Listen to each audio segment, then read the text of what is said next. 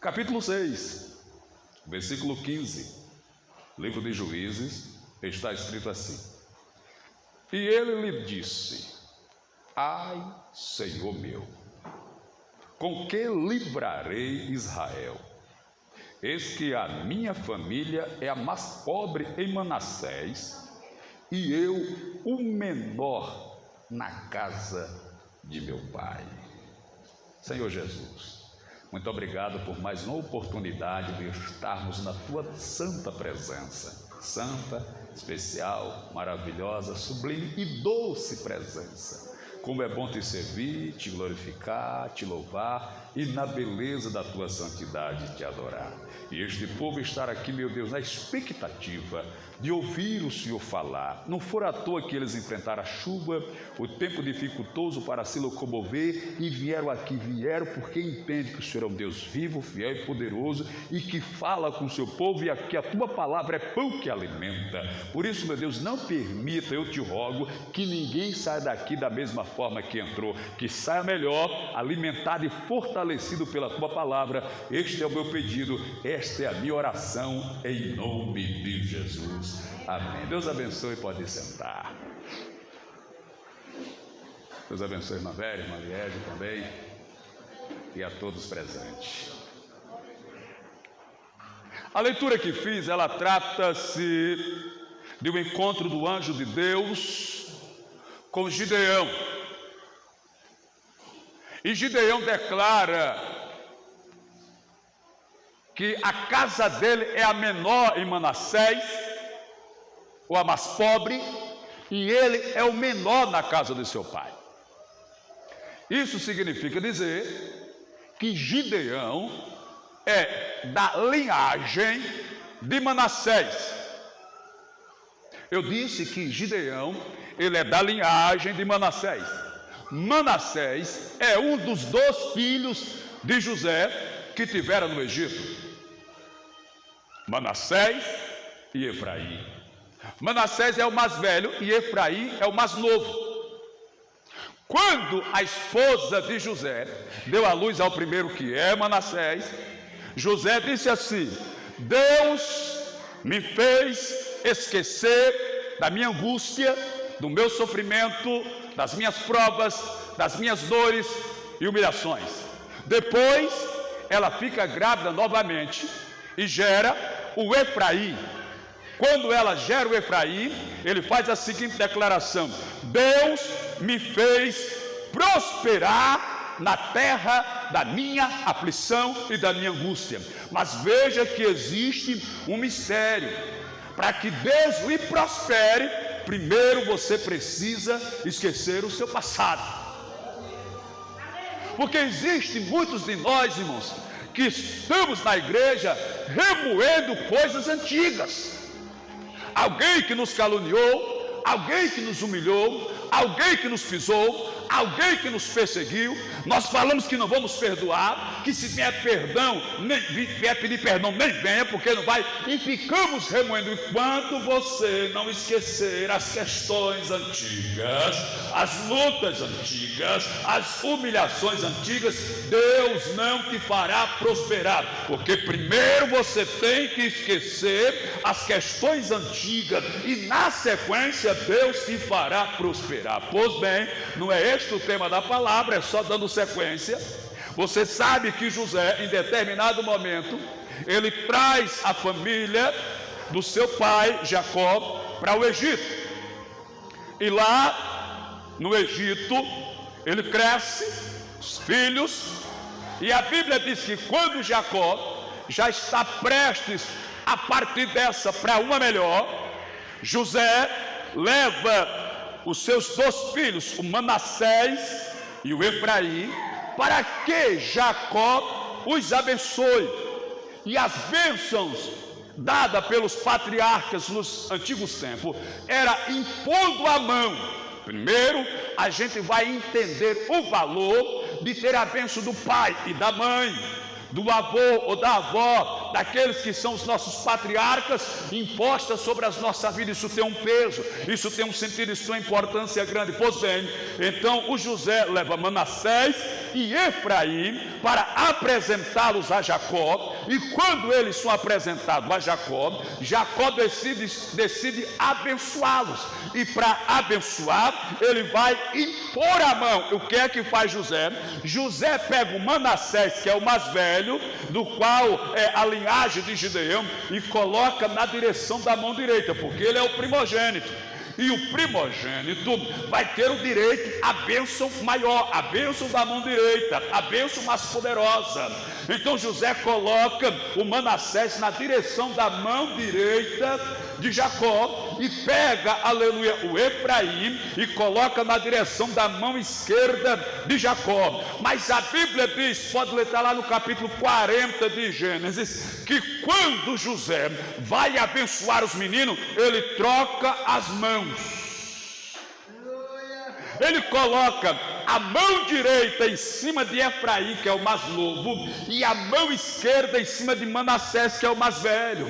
Parece que Jacó está revivendo aquilo que ele viveu no passado, pois no passado, quando ele nasce, ele é gêmeo com Esaú, mas Esaú nasce primeiro. Então, se Esaú nasce primeiro, ele tem o direito à bênção maior, a bênção da primogenitura. Só que Deus tinha feito uma promessa. Deus dissera que não tinha escolhido a Esaú, tinha escolhido a Jacó, que era o menor, que era o caçula, que era o segundo na sequência do nascimento. Porque tem hora, amado irmão, querida irmã, que nós olhamos para alguém e fazemos um julgo precipitado. Nós achamos que ele é insuficiente, é incapaz, é pequeno demais, é incapaz demais, não tem condições de seguir a obra, de fazer a obra. Mas aí Deus vai lá e disse: não, o homem, ele quer o mais bonito, quer o mais belo, o mais importante, o mais capacitado, o mais preparado, porque o homem não tem capacidade de fazer. Mas eu sou Deus e eu não dependo da capacidade do homem para fazer. É por isso que eu pego o pequeno, é por isso que eu pego o desvalido, é por isso que eu pego o fraco, é por isso que eu pego o sem capacidade, é por isso que eu pego o que está no lixo, é por isso que eu pego o que está no... Porque a minha vitória e o meu milagre não depende do homem, depende da minha mão forte e poderosa. Aleluia! Aí o Jacó troca a mão, pega a mão direita e coloca em cima de Efraim, que é o mais novo, e a mão esquerda em cima de Manassés, que é o mais velho. Quando o José vê essa proposta da troca de mãos, ele diz: não, meu pai, não é assim não, esse é que é o mais velho, coloca a mão direita sobre o mais velho e a mão esquerda sobre o mais novo. Jacó diz assim: eu sei, meu filho, mas deixa assim mesmo, porque Jacó queria que a bênção da primogenitura, a bênção maior, fosse transferida para Efraim, que era o menor, porque assim fizera Deus na vida dele. Mas lembre, foi Deus que fez, aleluia. Não é o homem que decide para quem vai a bênção ou para quem não vai. Não é o homem que decide quem vai ser próximo, quem vai ser abençoado, quem vai ser usado, quem vai ser levantado, quem vai ser cheio, quem vai ser batizado, quem vai ser curado. Não é o homem que decide, quem decide é Deus. O homem pode colocar a mão direita, a mão esquerda, as duas mãos, o pé direito, o pé esquerdo, os dois pés, as duas mãos, mas quem decide a bênção e o milagre se chama Jeová Rapá, o Deus Todo-Poderoso. Pois bem, aí a Bíblia diz que José fica naquela luta, mas Jacó assim ministra a bênção, e cresce Manassés com aquele estigma, com aquele pensamento, e ele fica pensando: foi a mão esquerda que Jacó colocou na minha cabeça, foi a mão esquerda que meu avô colocou na minha cabeça. Isso quer dizer que a minha bênção será pequena, isso quer dizer que a minha casa será pequena. E os dias vão se passando, vão se desenrolando e desenvolvendo, até que chega lá no livro de Juízes. E lá no livro dos Juízes, os midianitas, eles invadem de tempos em tempos, eles invadem a terra de Israel para tomar os rebanhos, para tomar a colheita que está madura e colhida, tomar a prata e o ouro. Aí a Bíblia diz que o Gideão, aleluia, ele vai malhar o trigo no lagar. Louvado seja Deus. Ele está preocupado com o inimigo que pode vir tomar a sua bênção, então ele vai malhar o trigo no lagar. Deixa eu contar para você os segredos do lagar. Presta atenção, segue comigo na palavra, louvado seja Deus. Pois bem, ele vai malhar o trigo no lagar. E a primeira questão que eu vou colocar em evidência é a seguinte: você sabe, não responda, porque senão você vai responder meio errado ou meio certo. Por que é que Gideão está malhando o trigo no lagar? Você pode pensar, era porque lá ficava escondido. Não está errada a resposta. Era porque lá, aleluia, o inimigo não via. Era porque lá você pode dar N resposta, mas a resposta mais acertada é a seguinte: ele só estava malhando trigo no lagar porque ele tinha plantado trigo. Se ele não tivesse plantado trigo, ele não malhava nem no lagar, nem na erva, nem em lugar nenhum, porque só pode malhar trigo quem plantou, só pode colher quem plantou. Agora você quer colher sem plantar, quer que a bênção chegue sem pagar o preço. Mas pastor, o preço Jesus já pagou. Não, Jesus pagou o preço dos nossos pecados, o preço da nossa salvação, o preço da nossa redenção. Mas se eu quero ser usado, se eu quero bênção, presença, graça, azeite, unção, eu preciso me derramar, eu preciso me prostrar e me render aos pés do Senhor. Por que é que Deus usa aquele irmão cantando? Por que é que Deus usa aquele irmão pregando? Por que é que Deus usa tanto aquele irmão e aquela irmã? Eu queria que Deus me usasse assim também. Aí vem cantar, nem sai o endireito, aí canta desafinado, canta desentoado, perde o tempo do playback. Oh meu Deus do céu. Aí vem pregar, não orou, não leu a Bíblia. Por que ele não prega? Porque pagou o preço, meu irmão. Porque desceu aos pés do Senhor, porque buscou a santidade dos céus, porque buscou a presença. E toda vez que o homem ou a mulher decide ir aos pés do Senhor, buscar a presença santa e pagar o preço, Deus levanta, Deus dá azeite, Deus derrama graça, Deus faz milagre e opera maravilha. E nesta noite não será diferente. Ele está presente nos recintos e veio para me dar e para te dar vitória. Era por essa razão que Gideão estava malhando o trigo, porque ele tinha plantado o trigo. O tempo não era favorável para plantar trigo. Essa vai doer na quinta costela. O tempo não era favorável, as situações não eram favoráveis, as pessoas não queriam plantar porque questionavam e diziam: se eu for plantar, o inimigo vai vir e vai tomar aquilo que eu plantei. Eu não vou trabalhar, não vou fazer a obra, não vou me dedicar, porque depois alguém vem e vai desfrutar daquilo que eu plantei. O inimigo vem e vai surrupiar aquilo que eu plantei. Era complicado, meu irmão, mas Gideão não olhou para a complicação, não olhou para o que era difícil. Ele foi lá e fez a obra do Senhor. Não se assuste com o que eu vou falar, mas reflita no que eu vou falar. Antigamente, e eu sei bem disso porque eu morei em interior, fazenda,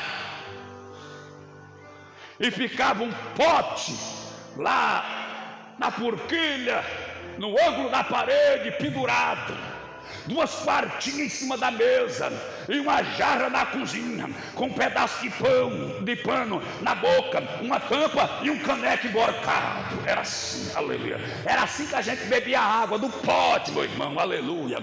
Mas para beber a água do pote, para que tivesse água no pote, a mulher colocava a lata na cabeça, ou quando não, levava o próprio pote, fazia uma rodia, era uma rodia, aquela trouxa com pano, colocava na cabeça, levantava o pote até o joelho, daqui para cima dava um impulso, colocava o pote na cabeça e às vezes soltava até a mão e saía com o pote equilibrado na cabeça. Era assim que elas tinham água para beber em casa. Elas não tinham geladeira, não tinham água encanada, não abriam a torneira, tinha que ir buscar lá na cacimba.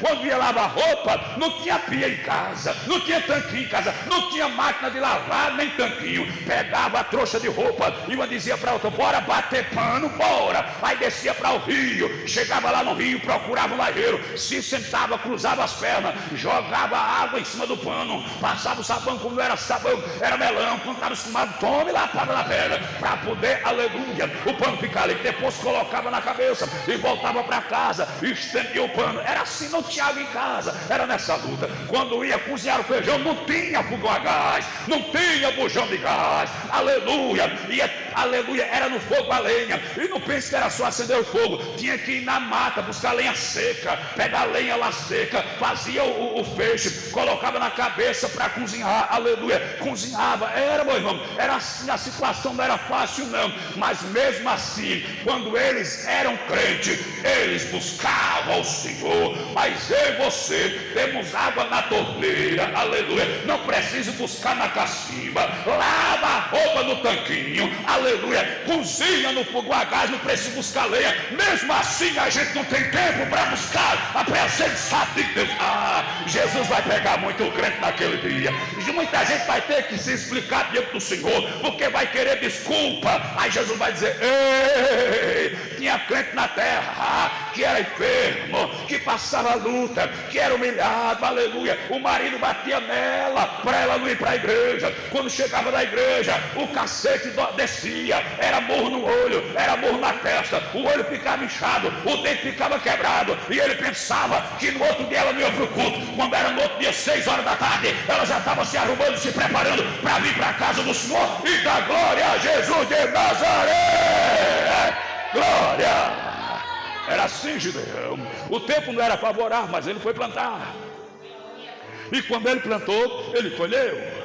E quando ele colheu, ele foi para o lagar malhar o trigo no lagar. Lagar não é lugar de malhar trigo. Lagar é lugar de esmagar uva para fazer vinho. Isso significa dizer que naquela região eles esmagavam vinho.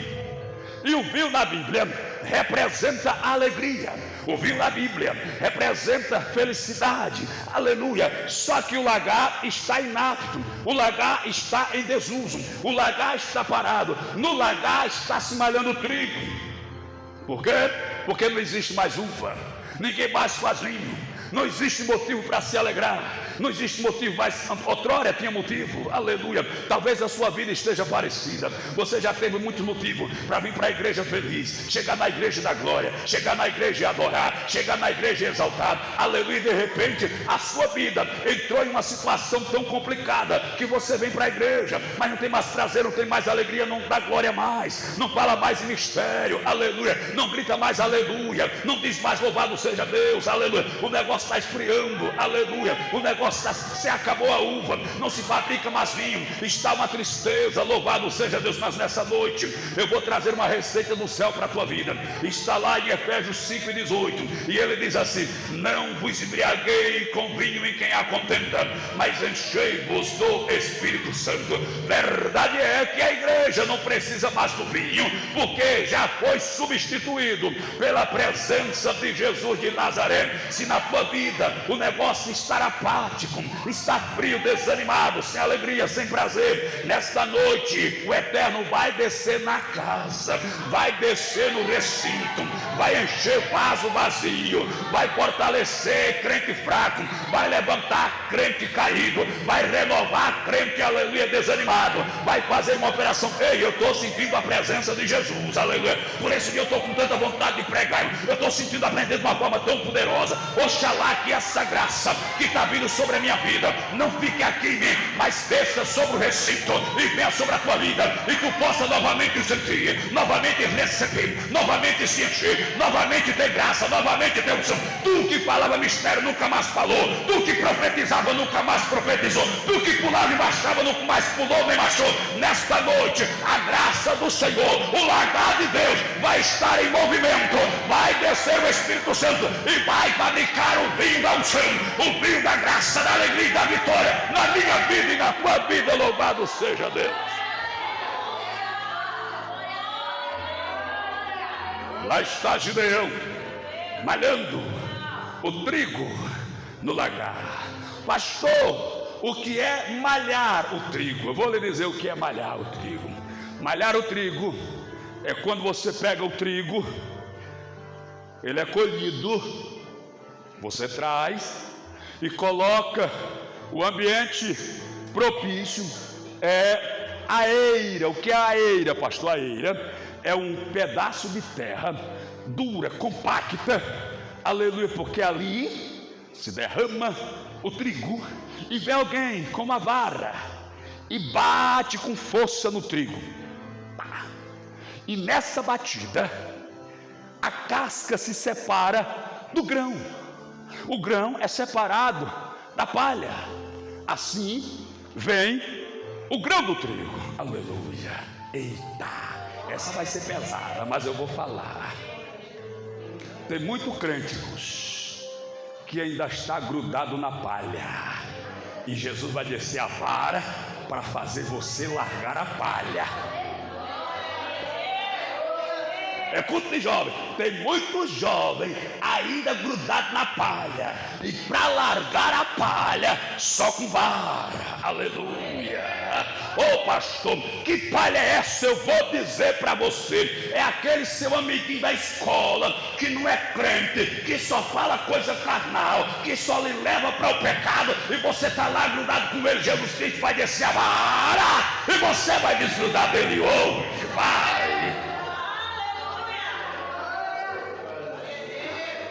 É assim que desgruda o trigo da palha.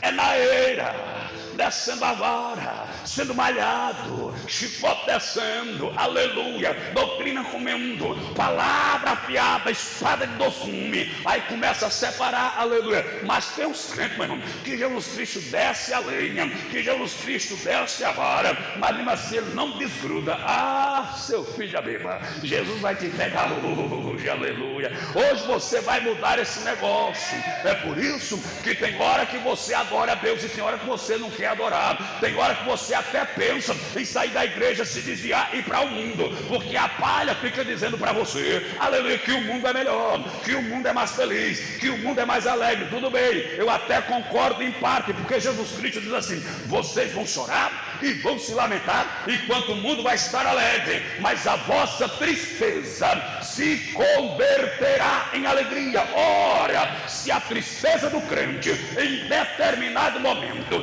vai ser transformada em alegria, isso significa dizer que a alegria do mundo vai ser transformada em tristeza. Ora, Jesus está falando da eternidade, aleluia. A tristeza do crente na terra vai ser transformada em alegria na eternidade, e a alegria do mundo na terra vai ser transformada em tristeza na eternidade. Por isso eu não me preocupo com a alegria do mundo, porque eu sei que é uma alegria passageira. Assim também como eu sei que a minha luta, a minha tristeza, a minha angústia, a minha perseguição também é passageira, e quando ela se findar aqui, entraremos nas mansões celestiais. E a Santa Bíblia diz que lá não haverá mais morte, não haverá mais pranto, não haverá mais clamor, e nem haverá mais dor. É só alegria, gozo e paz na presença de Jesus. E será se tem alguém neste recinto que está interessado em ir para a presença do Senhor, e lá, aleluia, não tem um tiquinho de alegria, não tem um tiquinho de paz, não tem um tiquinho mais ser gozo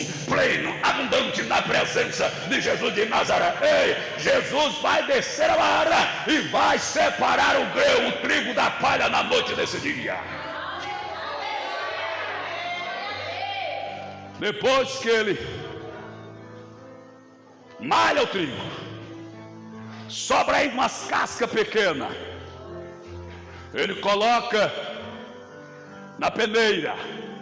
Agora eu me lembrei de um cantor, vocês não conhecem não?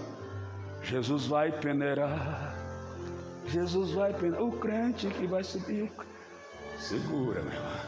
Quando não era assim, na peneira, quando a quantidade era maior, ele pegava uma espécie de pá vazada, cravava no trigo e joga para cima.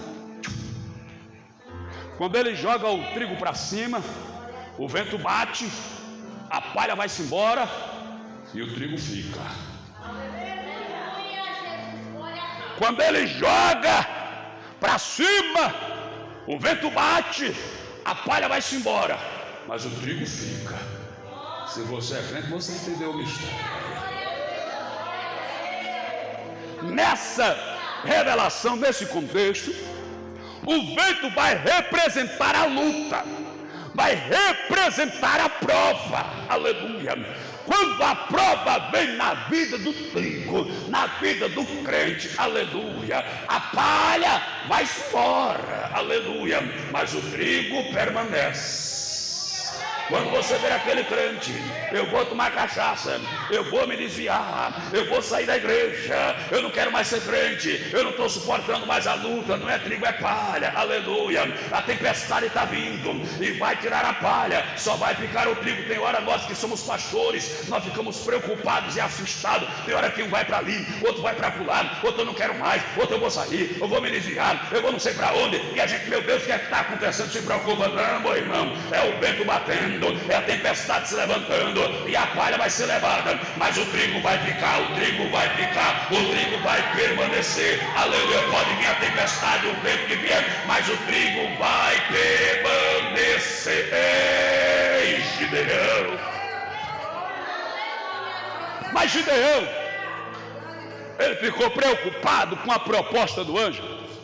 Claro que não dá para pregar toda a história de Gideão, a gente vai ficar no lagar, mas da próxima vez a gente sai de dentro do lagar. Aleluia. Gideão disse, quando o anjo lhe fez a proposta: tu vai libertar o meu povo, diz o Senhor. Ele diz, mas como isso? A minha casa é a mais pobre em Manassés, e eu sou o menor na casa do meu pai. Mas aí vem a confirmação que não adianta, não importa se é pequeno, se é a casa, se é a tribo. Aí o anjo diz, o Senhor é contigo, varão valoroso. Deixa eu parafrasear. O Senhor é contigo, jovem valoroso. O Senhor é contigo, jovem valente. Estamos chegando em um momento da igreja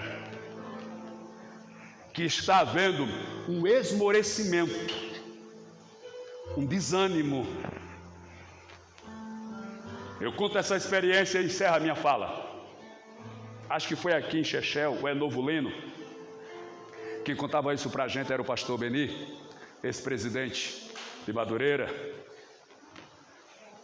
A esposa dele, na época de jovem, era a coordenadora da mocidade. E eles se organizaram para fazer o congresso dos jovens. Passaram o ano todo trabalhando, vendendo rifa, vendendo coisa, pedindo ajuda e tal, para angariar fundos para fazer uma festa especial para Jesus. Ele disse que teve até o momento que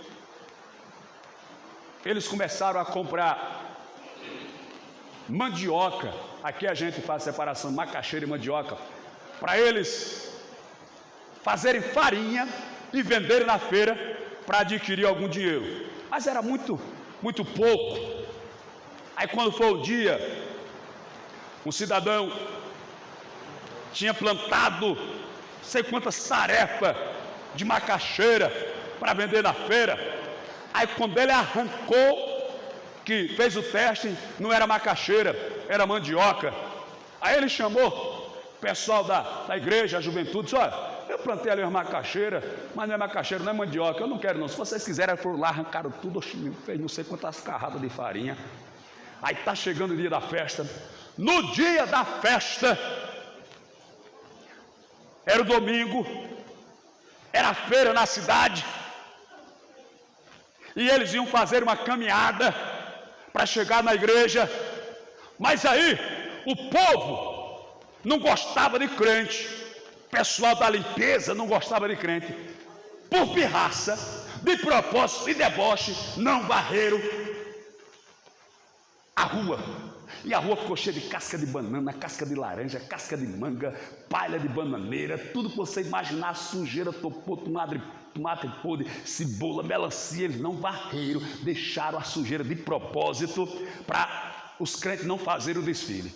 E para piorar, o céu enegreceu, ficou nublado. Aí começou a chover, foi chuva com força, o toró de fazer medo. Os jovens botaram a mão na cabeça, meu Deus do céu, foram na casa do pastor chorando. E agora, pastor, a gente trabalhou tanto, já tem pregador agendado, cantor, departamento convidado, a gente fez tanta coisa, já fizemos o lanche para os departamentos, e agora, pastor, e aquele chororô, aquela tristeza, aquela agonia, a chuva. Mas também só foi meia hora de chuva mesmo, agora uma chuva torrencial, chuva pesada, irmão. A chuva foi tão pesada, tão forte, irmão, que deu uma enxurrada d'água. Aleluia. Na rua da feira não ficou uma casca de amendoim. De repente o céu se abriu, o sol brilhou. Aí quando foi de noite eles estavam lá. E você pensa que jovem, quando tinha oportunidade, eles vinham aqui para cantar o hinozinho ou coisa parecida? Era palavra, irmão. Eles queriam pregar, eram cheios de autoridade. E eu quero profetizar na noite desse dia sobre a moça e o rapaz que colocou na mente e no coração nesta hora e disse assim: Senhor, eu estou aqui como profeta Isaías. Se o Senhor quiser me usar, eu estou aqui. Pode me usar, pode me levantar. Aleluia. Eu sou como judeu, sou menor, sou pobre, não sou nada. Mas se o Senhor não tiver com preconceito nem dificuldade de usar o pobre, o pequeno, o fraco, o desvalido, eis-me aqui à disposição dos céus. Oh glória!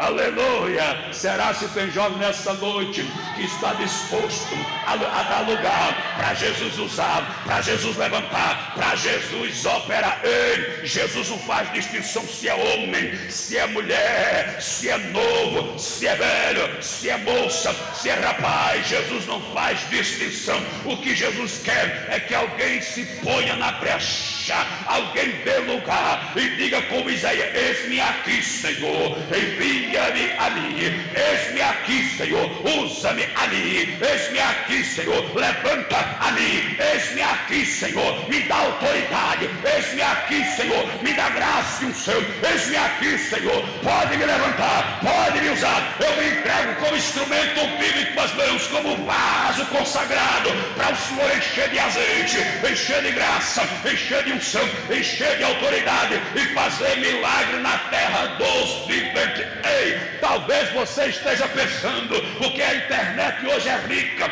Quantos pregadores você não vê na internet? Homens e mulheres, moças e rapazes, até adolescente, pregando de maneira que assusta até o conselho tutelar e manda o menino parar de pregar, porque está cheio, está assim. Aí você diz: não tem mais vaga, não tem mais espaço, não tem mais o que revelar. Quem disse? O Jeremias disse em 33:3: clama a mim, responder-te-ei e anunciar-te-ei coisas grandes e firmes que ainda não sabe. Deus já tem coisas grandes para fazer, Deus já tem coisa maravilhosa para fazer. Deus ainda quer levantar e usar moças e rapazes, homens e mulheres que dê lugar para Ele fazer coisas estrondosas, espantosas e maravilhosas na terra do vivente. Será se tem na noite desse dia alguém disposto a dar lugar ao Espírito Santo que paira nesse lugar, que flutua nesse lugar, procurando uma vida, procurando um vaso, procurando um instrumento, uma ferramenta, um homem, uma mulher, uma moça ou um rapaz, aonde ele possa vir e levantar com autoridade e encher de graça de será Ramamás Remirihos Ramamahas Surimiriha. Ei, Ele é o mesmo ontem, Ele é o mesmo hoje e será para sempre. Ele quer levantar com autoridade, Ele quer usar com poder, Ele quer usar com graça, Ele quer revelar a sua Shekinah, a sua glória, a sua presença. Será se tem alguém nesta noite disposto a abrir a boca? Porque o segredo, meu irmão, é só abrir a boca. Está lá no Salmo 81:10: eu sou o Senhor teu Deus, que te tirei da terra do Egito, da casa da escravidão. Abra bem a sua boca e eu te encherei, e eu te encherei, e eu te renovarei, e eu te levantarei, e eu te capacitarei, e eu te exaltarei. Abre a boca para receber a presença de Jesus de Nazaré. Tem presença, tem graça, tem azeite, tem unção, tem virtude, tem renovo. Se tiver alguém pronto a receber, pode deixar Jesus operar.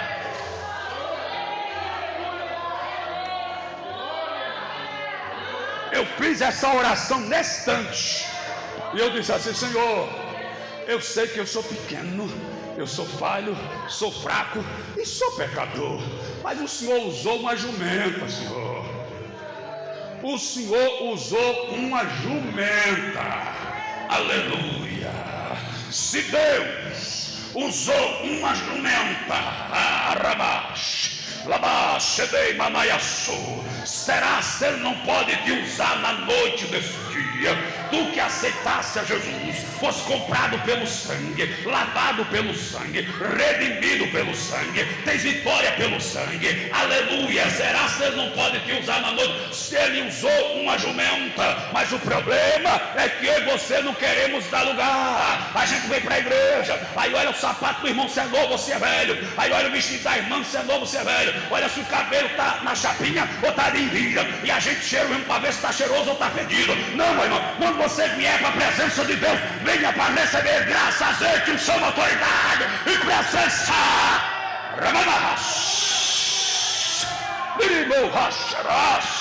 Eu estou sentindo a presença de Jesus de Nazaré no recinto. Eu estou sentindo a presença de Jesus de Nazaré na casa. Eu estou recebendo azeite quente do céu. E se tu é vaso, é só desemborcar o vaso e destapá-lo, porque tem uma cachoeira de azeite. O céu se descortina na hora deste dia e desce sobre esta igreja com graça, com unção, com poder, com autoridade. Se tem vaso com aleluia, desemborcado e destampado, pode abrir a boca, porque tem azeite quente descendo, tem graça vindo no recinto, tem presença no recinto, tem poder no recinto. E se tu é crente e deseja sentir, se encher, receber, pode dar glória a Jesus de Nazaré e receber.